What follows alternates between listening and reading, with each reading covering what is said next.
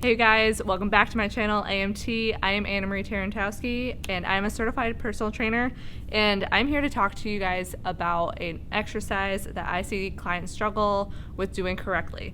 So we're going to be looking at the reverse hyperextension, and this is what one machine may look like. Another machine, this part might be hanging straight down, and this part might be flat.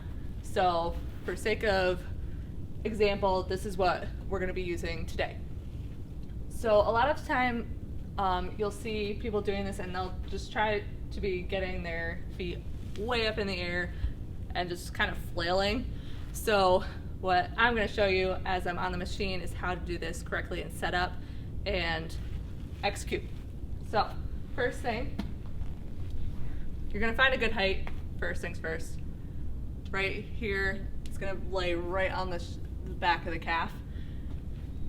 We're going to set up here. You're going to find kind of that sweet spot. That bend in the hip is usually a good area.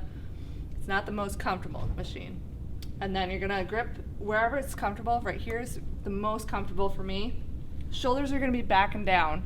So a lot of people I'll see like hunched over like this. But we want to create tension in the upper back.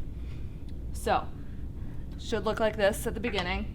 You're going to have a little bit of lax in the back so that way you get a little traction going off the back.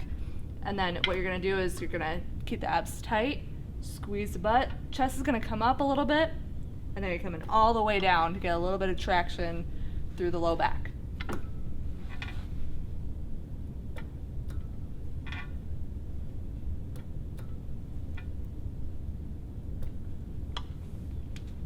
So that's how you would perform a reverse hyperextension on this machine.